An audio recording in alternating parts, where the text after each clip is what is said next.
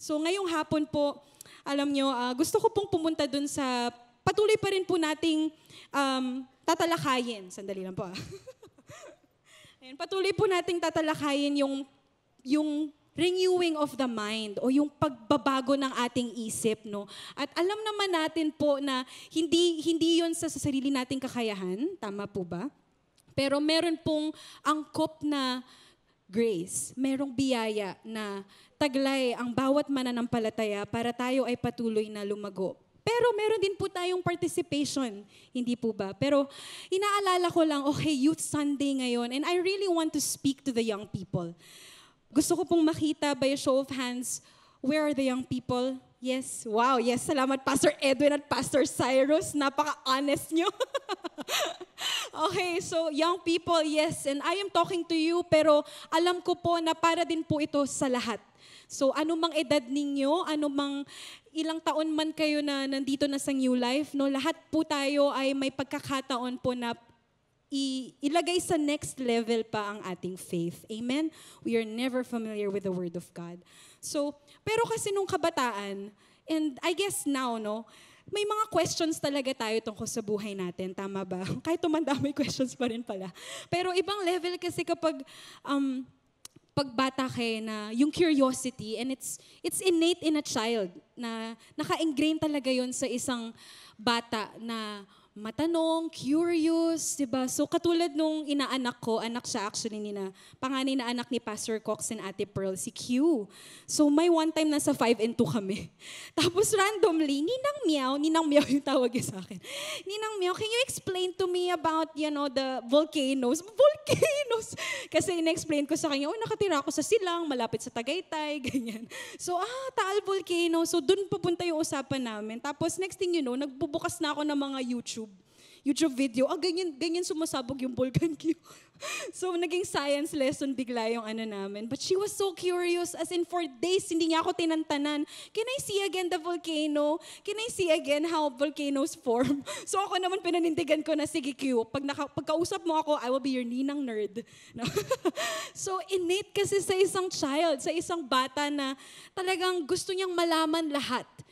And I see that as God's way of pinaparating niya sa atin na I put that ability in you so that you can seek and discover me. Binigay sa atin ng Panginoon, lahat tayo, yung ganong abilidad para hanapin siya at para magtanong. Tama po ba? At magsaliksik. Yan. So, hindi masamang magtanong. Yun po yung gusto kong sabihin sa inyo. Ang mga katanungan natin, even now, lalo na sa faith natin, sa pananampalataya natin, yun po ay nagsisilbing imbitasyon para ipakita ng Panginoon, ipakita ni Jesus kung sino siya. Dahil gusto niya, He delights in actually the discovery. He delights in us discovering Him in our lives. And He gave us that desire to seek. He gave us that. Meron alam nyo ba, kahit na lumaki ako sa church, meron pa rin akong anong purpose ko sa life? Sino ba talaga si Jesus sa buhay ko? What more those who are outside the church, right? So, may nakaka-relate po ba? Yung ganong paghahanap mo na may pagkukulang sa buhay ko at alam nating si Jesus lang po yung makakapunan nun. Tama po ba? So, yung ganong pagsaliksik, ang end nun is, of course, a relationship with Jesus at karunungan. Sabihin nyo nga po ngayong hapon, karunungan. Wisdom. So wisdom comes when we seek for it and when we ask for it. Pangako po yan ng Panginoon sa Biblia na pag tayo ay humiling ng karunungan sa ating Panginoon, ay ibibigay niya po yun ng lubos-lubusan. Hindi niya ipagdadamot, hindi niya ipagkakait ang karunungan. Amen? Pero meron akong isang naalala din na sinabi ni Pastor Joselle na ang karunungan, dumarating siya kapag naintindihan din natin na ang buhay natin sa mundo ay nabibilang lamang. Okay? And I don't mean to sound morbid, a little bit pragmatic maybe, na oo nga no, kung iisipin natin, napakaikli po ng buhay. Tama po ba? And I'm smiling because I want us to go in the direction na we make the very most of our time, especially when you are young. Ang dami kasing mga pwede mong puntahan eh. Ang daming mga posibilidad, ang daming mga landas na pwede mong tahakin. Ngunit habang ikaw ay nandito, kahit anong edad mo, nandito tayo sa kalagitnaan. Ibig sabihin kalagitnaan ng ating pagkasilang at pagkamatay. Tama po ba? Hindi naman po spoiler yun, lahat tayo ay mamamatay unless na lang dumating na si Jesus bukas, di ba? So parang ma-rapture tayo lahat dito. But what I'm saying is this. Wisdom comes when we understand that our days on earth are numbered.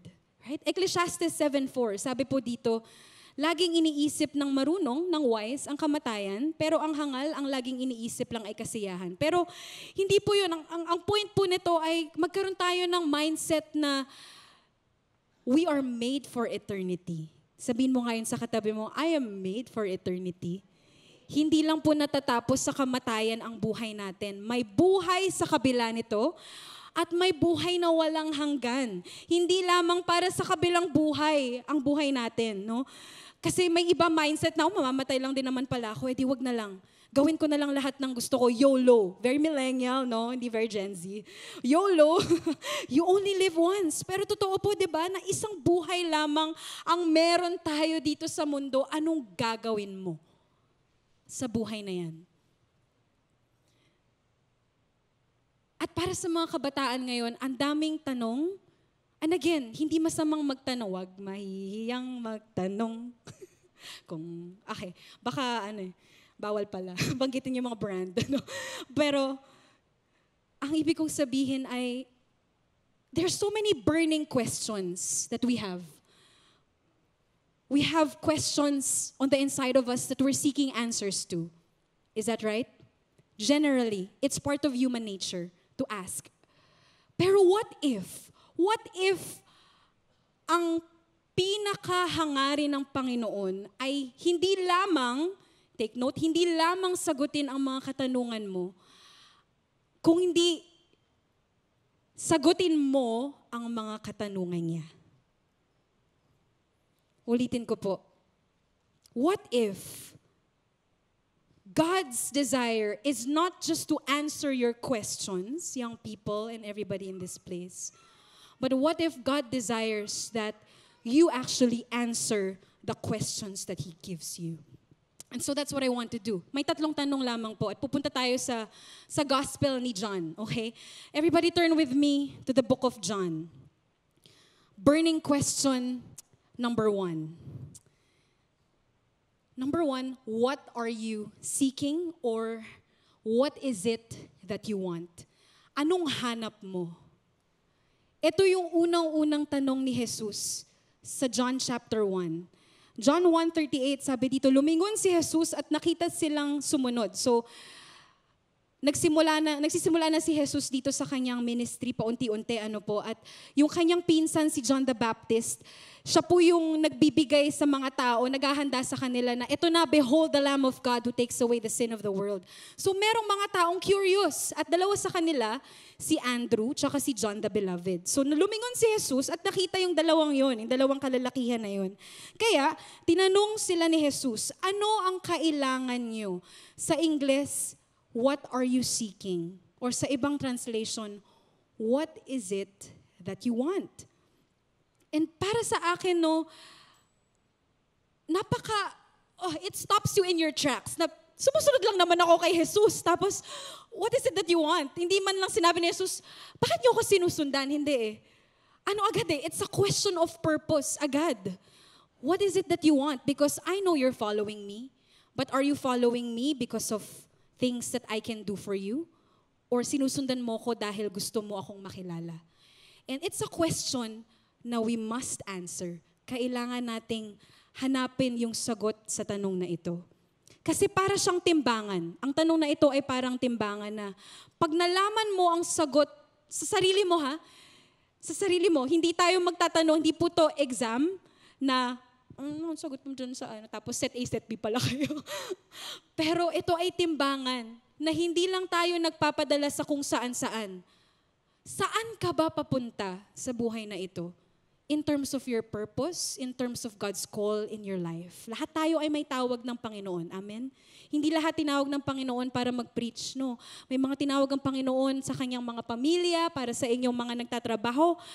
Basta tinawag kayo ng Panginoon doon, may anointing kayo para doon. Pero matindi tong tanong na to. I remember when we were in the youth ministry, so after the service, after all 4 services, ito na nagtatanungan na kami, saan tayo magdi-dinner? Saan tayo kakain? Ang hirap sagutin ng tanong na yun. Hanggang ngayon naman, di ba? Saan tayo kakain? Tapos, ang daming options kasi na nakapaligid. Dati, ano lang kami, Mang Inasal, Jollibee, Chowking, Chick Boy, CB6. Pero ngayon, ang dami-dami ng mga restaurants sa Molito, di ba? Medyo out of budget. No, but praise God because, Lord, thank you for your provision. I'm sorry. Pero basically, oh God, ang daming options in this life. Ano nga ba yung pupuntahan ko? Saan ako, ano yung pipiliin ko? Sino? Ang dabig na. Ang hirap. 1 oras yung nakalipas sa amin dati, tapos magsasara na yung ATC food choices, di ba? Tapos tayo na lang yung hinihintay ng guard para pinagliligpitan na tayo, nagpaparamdam na sila, doon paikot-ikot na sila kasama yung trolley nila, tapos nandun pa rin kami nagkukwentuhan. Hindi makaramdam, Diyos ko. Pero, you know, God always presents us with options. Okay? Binigyan niya tayo ng mga pagpipilian, pero ang maganda doon, binigyan niya rin tayo ng wisdom para malaman natin kung ano yung pipiliin natin. Not only wisdom, so options, choices, wisdom, but He also gave us desires. At yung mga desires na yon ay nabubuo, nagiging buo tayo sa ating confidence, sa kumpiyansa natin na, ito talaga yung sinabi ni Lord sa akin eh. Ito yung talaga yung course ko in college, right? Tapos biglang nag-shift, nabiro lang. Pero binubuo ng Panginoon sa puso natin. Bakit? Dahil siya ang nag-author, siya ang nagsusulat ng desires na yon habang tayo ay nakikipag-fellowship at nag-a-abide sa kanyang presensya. Kaya napaka-importante na tayo ay nandito in this community of faith. Why? Because we get to see ano yung ginagawa ng Panginoon sa bawat isa na, ito pala ang kanyang salita, ito pala yung sinasabi niya, ito pala yung ibig niyang sabihin. So options, ang Panginoon hindi siya nagbibigay ng menu na ganito, yung confusing, na ang hirap mamili. Kung pa-shrimp, ano bang gusto? Kay, anong gusto mo dito? Veggie options, mushroom burger. Parang ang hirap makita. God is not the author of confusion. He is the author of peace. You wanna know ano yung tamang landas para sa'yo? Check for your peace. Check for confirmation of peace in your heart because the Holy Spirit always leads with peace. Amen? Ganito ang Panginoon. Maayos ang Panginoon. Nakikita mo, bibigyan kayo ng picture. Oh, wow. Bibigyan kayo ng picture ng yaki udon teishoku at saka ng pork ginger tenshoku at ng tonkatsu tenshoku. Nagugutom na ako. Hindi po nga pala ito sponsored ng any restaurant kasi international to. Nag-iingat lang ako. Pero, ang gusto ko pong iparating sa inyo ngayong hapon, sa tanong na yon na what is it that you are seeking? There is an urgency to that. Why? Kasi nga nandun tayo sa wisdom na limited. Life is too short. Magpasya ka. Magpasya ka na sagutin yung tanong ni Jesus na ito. What is it that you are seeking for? And I pray this for you, na magkaroon ka ng tapang na sagutin yun. Kasi minsan dun tayo, tama ba? Minsan dun tayo natitigilan na natatakot tayo. Nagiging totoo lamang po tayo. At natural yun. Ayoko pong tanggalin sa equation yun kasi part yun ng human nature. He is God and we are not. Pero ang exciting thing about this is, kahit na meron tayong konting takot, natural na, Lord, okay, pag pinili ko to, ito ba talaga?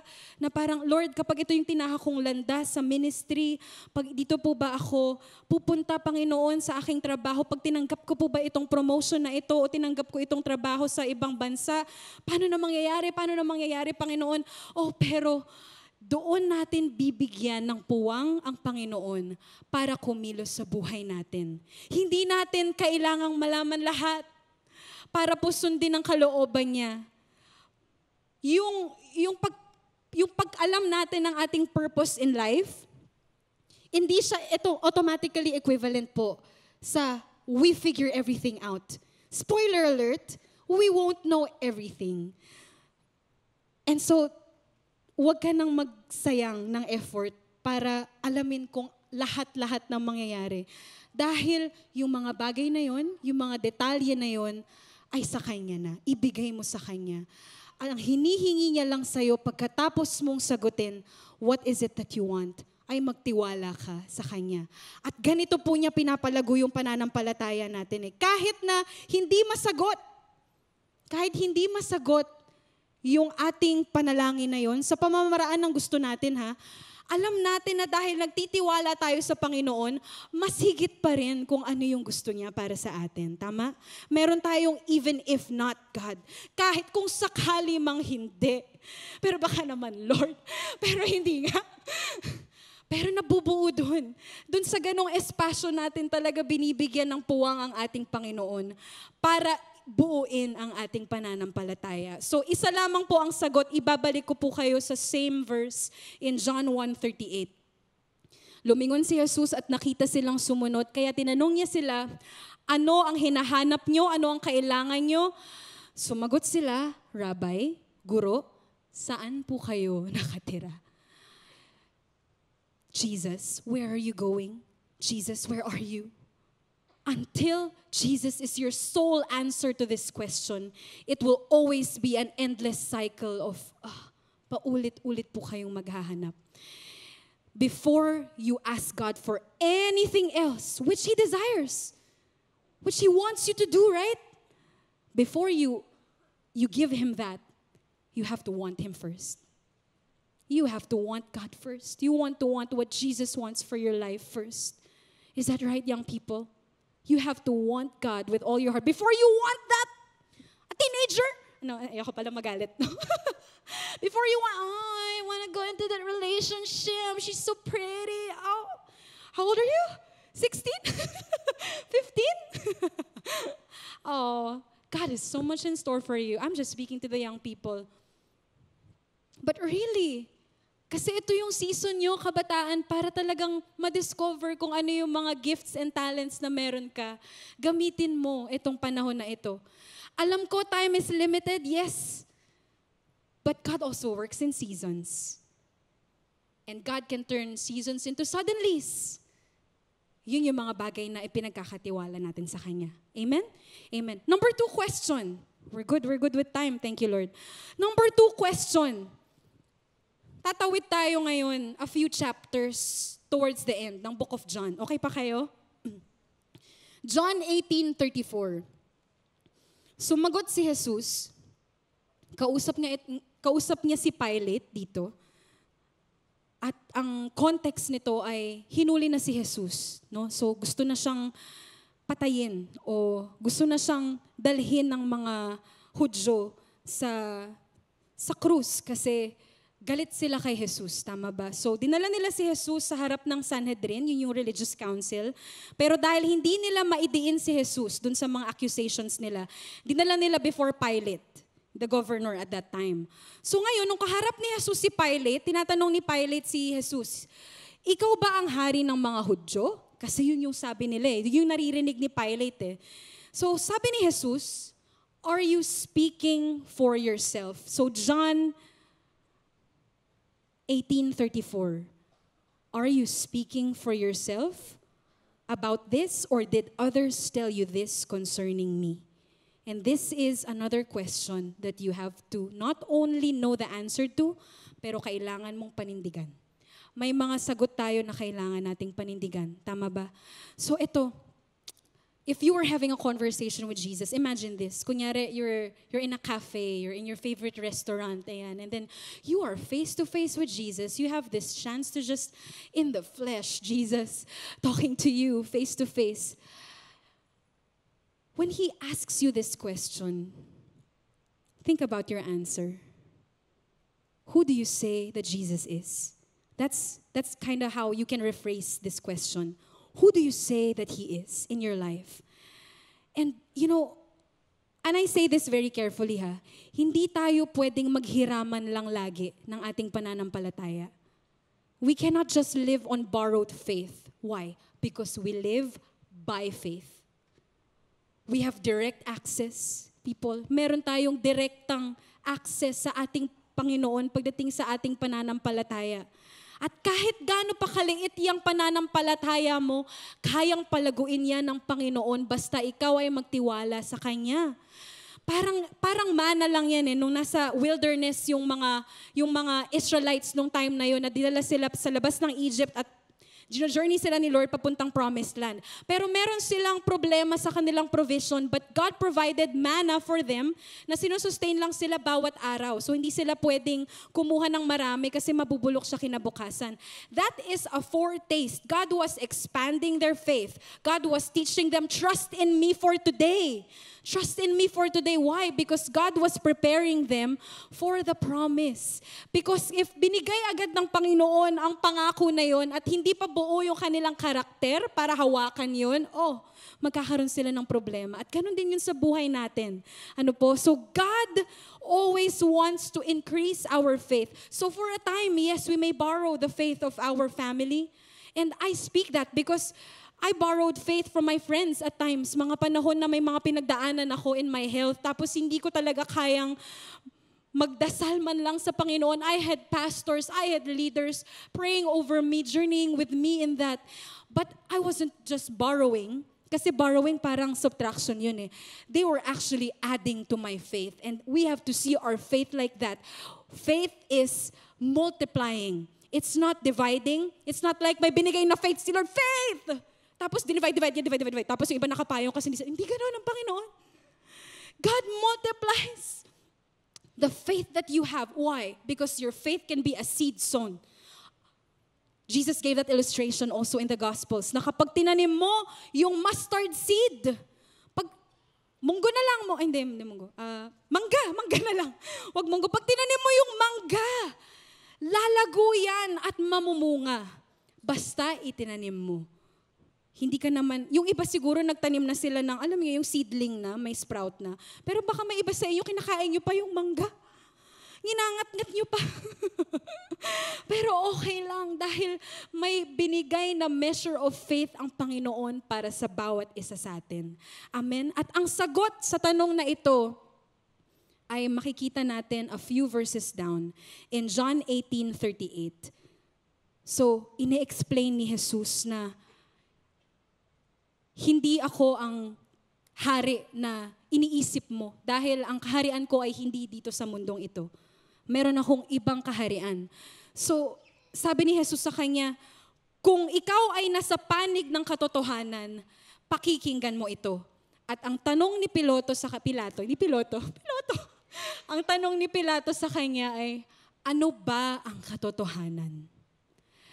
Nakikita niyo yung art of question and answer nila. Sa bawat tanong ni Jesus, may isa pang katanungan. Kaya nga sabi ko sa inyo, okay lang na hindi mo agad masagot yung mga tanong na ito. Okay lang na sagutin mo yon gamit ang isa pang tanong. Hanggat sa dumating ka sa punto na yun na, naiintindihan ko na, Jesus. So ano ba ang katotohanan? 3 bagay po yung journey natin of discovering katotohanan sa ating buhay bilang mananampalataya. Una, paniniwala. Minsan, pag narinig natin, sige, okay. Parang maganda yun Bibilisan ko na lamang po To believe that something is true. Pag sinabi ko sa'yo na may 50% off ngayon na sale sa Adidas at Nike ngayon, pupunta ka ba? Kasi hindi ako nagsisinungaling. I don't lie. No, pero may ganun kapag sinabi sa'yo, pag narinig mo, okay, sige, papaniwalaan ko yan. Pero, hindi ka pa buo. Yung pagkabuo ng yung kumpiyansa, yun yung pangalawang level. That is pananalig. Meron ng level of confidence. Bakit? Dahil naniniwala ka na dun sa taong nagsabi nun sa'yo. Hindi mo ako kilala. Bakit ka maniniwala sa akin? Pag sinabi ko sa'yo, libre kita ng ticket papuntang Batanes. Diba? Siguro kung sinabi ko kay Kay yun, maniniwala siya, sige, Ate Cass, nag-empake na siya agad. Pero kung kayo po ay nakaupo doon, tapos hindi niyo ako kilala personally, diba? Parang may hirapan kayong taga, hindi nga, hindi nga. Maniniwala lang ako kapag binili mo na yung tickets, Cats, diba? But what I'm saying is, ganun si Jesus sa atin eh. Pag nakilala natin, sinagot niya yung panalangin ko, yes! O kaya, wow, Lord, nakita ko kung paano mo sagutin yung panalangin niya na si Ate Pearl at saka si Pastor Cox ay magkakaroon na ng second baby. I'm so excited for them. And then it builds your faith. Nabibuild yung kumpiyansa mo. That's confidence. Pananalig. Pero may ikatlong level. At yung pangatlong level, hindi siya parang doon nagtatapos dahil ang pangatlong level ay pagpapatuloy. Sabihin nyo nga, pagpapatuloy.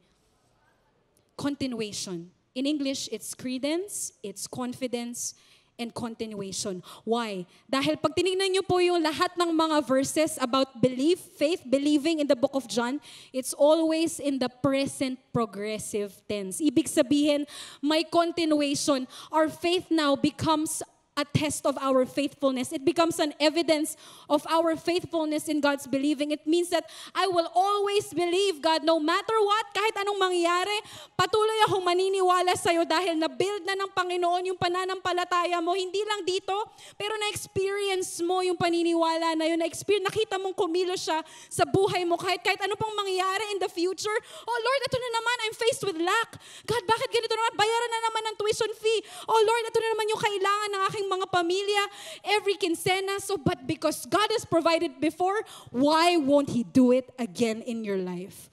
Nagpapatuloy kang maniwala sa Kanya dahil pinapamalas niya ng patuloy at ng araw-araw yung Kanyang katangian para sa iyo.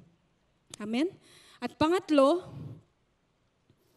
at huling tanong, actually, in-encourage ko kayo na daanan niyo yung Book of John. Kasi ang dami talagang mga magaganda dito na pwede nating malaman. At i-highlight nyo yung mga tanong ni Jesus. But I just chose 3 tonight and this is the last one. Today. This is the last one. Do you also want to leave? Or do you want to leave too? Sa Tagalog, gusto nyo rin bang umalis? Walang alis Dito lang tayo Pero ito, dalhin ko po kayo sa John 6:66 to 67. So ang context po nito ay, si Jesus ay nagpamalas ng kanyang miracle na, napakasikat na miracle, 5 loaves and 2 fish. Okay? So pinakain niya yung crowd. Take note of the terminologies that I will use. I will teach a little bit. Crowd. So, nung bandang huli, yung crowd ay, babalikan natin yung John 6:66 to 67. Okay? Yung crowd, hinanap-hanap nila si Jesus pagkatapos nilang mapakain. So, wow, signs, miracles, and wonders yung nakita nila right before their eyes. So, natural lang na, sino ba to si Jesus? Pero, very interesting po, na in John 6:14, nang makita ng mga tao ang himalang ginawa ni Jesus, sinabi nila, siguradong ito na nga ang propeta. Take note, propetang hinihintay nating darating dito sa mundo. Ang crowds, nagja-jump into conclusions sila without staying for a conversation. Even before they had the chance na marinig kung ano yung tamang sagot ni Jesus, tungkol doon sa sinabi nila na si Jesus ay isang propeta, umalis na sila agad dahil hindi sila nakahanap ng susunod na signs, miracles, or wonders. Hindi po tayo tinawag ng Panginoong Jesus dito sa buhay na ito para habulin at hanapin lamang ang mga miraglo. Although yes, He shows His miracles. Why? Because He loves you. He loves you. Hindi niya ipagdadamot yun, hindi niya ipagkakait yun. Pero hindi yun ang goal natin kung bakit natin siya sinusundan. Dahil may mga bagay na gustong iparana si Jesus. May mga katotohanan siyang gustong ipamalas sa atin. Pero yun ay kung nais natin at kung willing tayo na hindi lamang maging crowd o madlang people, kundi gusto nating maging disipulo. There are things that are reserved for disciples. not just crowds. Sa mga crowd, kinukwento ni Jesus yung mga parables. Yes, kinukwentohan niya sila ng mga istorya. Pero yung mga disipulo lamang ang nananatili for a conversation with Jesus and actually asking them, Jesus, what did you mean about this parable? And as young as you are, I encourage you, stay. Young people, stay in the church. Stay in this community. So let's go to John 6:66. Tinatanong ni Jesus, kasi after nung lahat ng yon, so nagkaroon ng miracle, pero nagkaroon din ng walking on water si Jesus. Walking on water, he quieted the storm. He had a miracle na it was for his disciples' eyes only.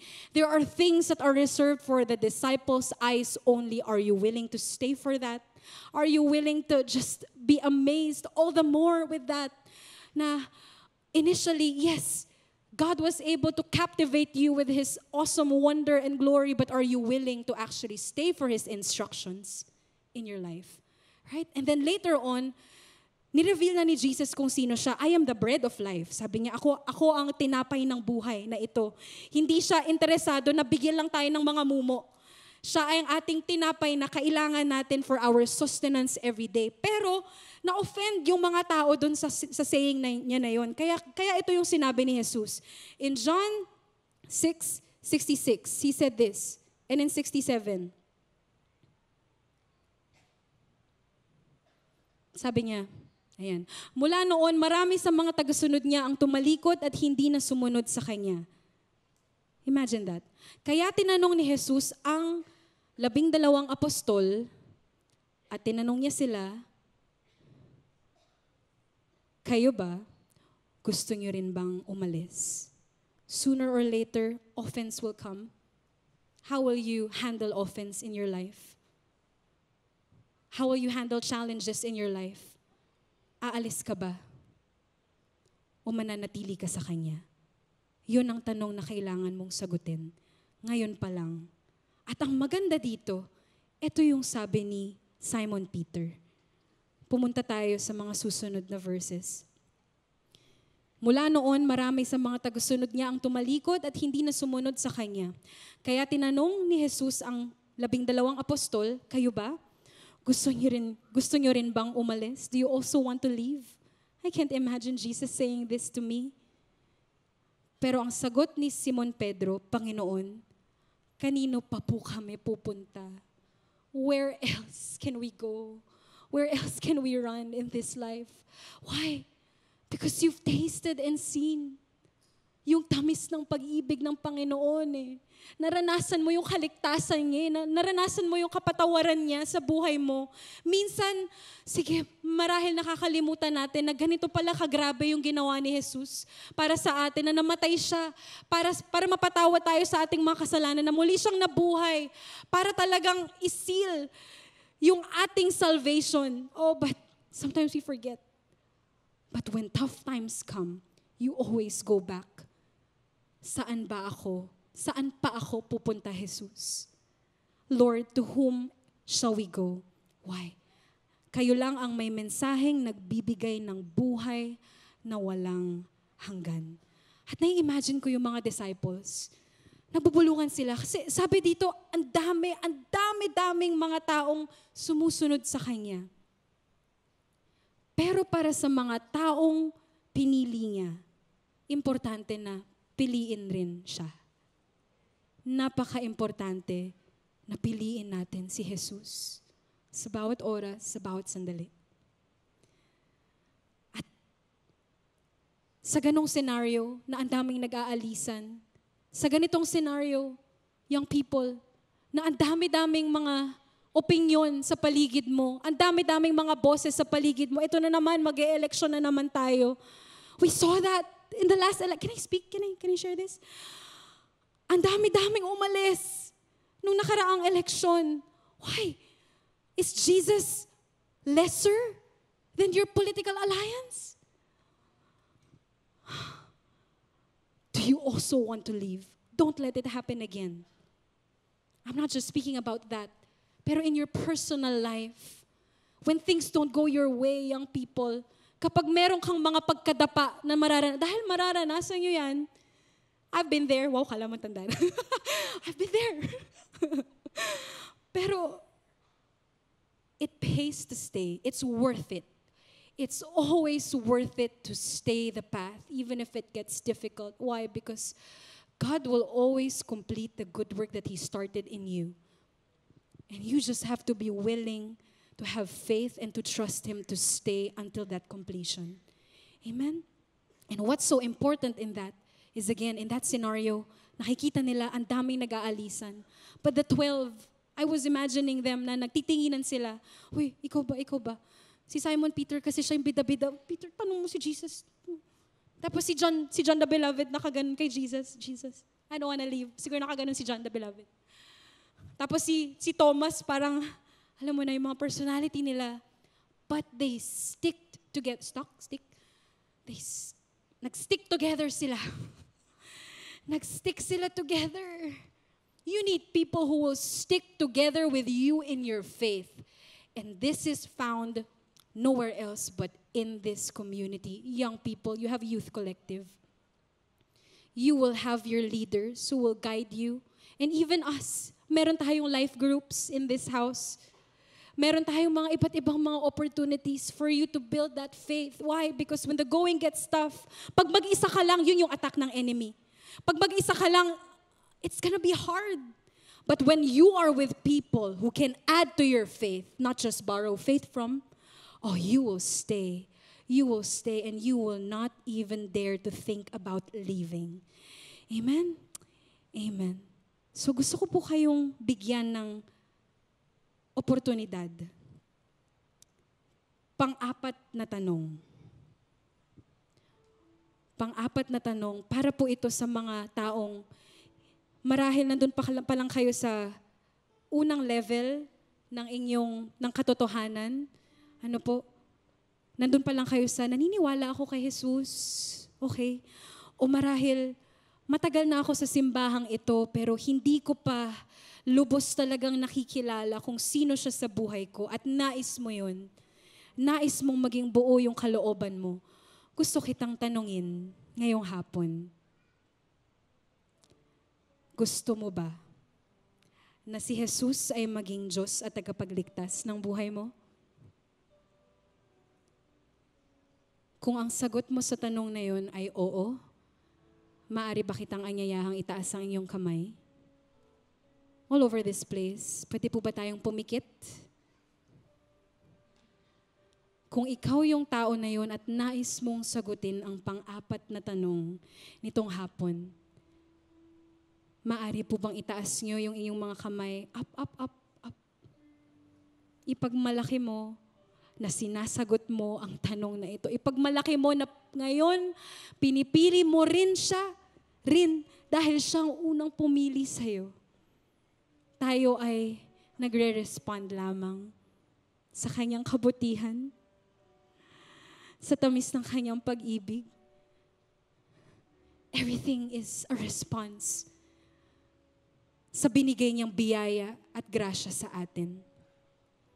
May isa pa po akong anyaya sa inyo.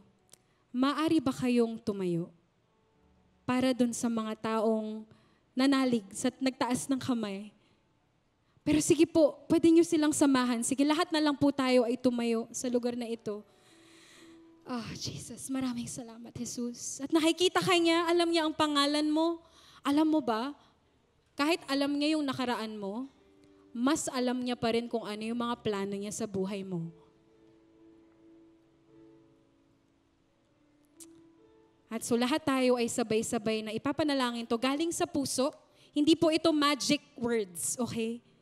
Ito po ay panalangin na kino-confess mo gamit ang inyong salita, ang inyong bibig, na ikaw ay nananalig kay Hesukristo, na siya ay pinadala, siya ang sugo ng Panginoon para patawarin ang ating mga kasalanan. Siya po ay namatay sa krus ng Kalbaryo. Siya po ay nabuhay muli pagkatapos ng 3 araw at siya ngayon ay nakaupo sa kanang kamay ng ating Ama. And He lives forevermore and He wants to dwell in your hearts. So lahat po tayo, Panginoong Jesus, maraming salamat sa sakripisyo mo sa krus. Magmula ngayong araw na ito, sinasagot ko ang tanong mo, Jesus, ikaw ang aking Diyos at tagapagligtas. At magmula ngayon, ako ay mabubuhay ng buong pananampalataya sa iyo. Sa inyong pangalan, amen at amen. Palakpakan po natin yung mga tumanggap kay Jesus ngayon. Oh, hindi po ito light thing. We wanna let you know na talagang sineselebrate namin ito. Why? Because may rejoicing in heaven. So please, before you go, can you come in front? Can you come in front and just introduce yourself to us? Marami po tayong mga pastors and leaders na nandito ngayong hapon para po makilala kayo at malaman niyo po kung ano yung mga susunod pa na pwede niyong gawin para lumago sa pananampalatayang ito. Amen? At nais ko po kayong ipagdasal bago ko po ibigay kay Nicolay itong next part of our service. Maraming salamat, Panginoon. Itaas natin nating mga kamay sa Kanya. Oh, salamat, Panginoong Jesus. Salamat sa imbitasyon. Salamat sa patuloy niyo pong pag-pursue sa amin, O Jesus. Salamat sa pang-araw-araw na aming kinakaharap, Lord, yung inyong karunungan ay nandyan, yung inyong gabay ay nandyan, yung inyong tulong ay nandyan, Panginoon. Ang aming mga mata ay nakatuon lamang sa inyo at maraming salamat na ikaw ang pinipili namin araw-araw at patuloy po kaming mananampalataya at maniniwala sa iyo. Sa inyong pangalan kami ay nagdarasal. Amen at amen.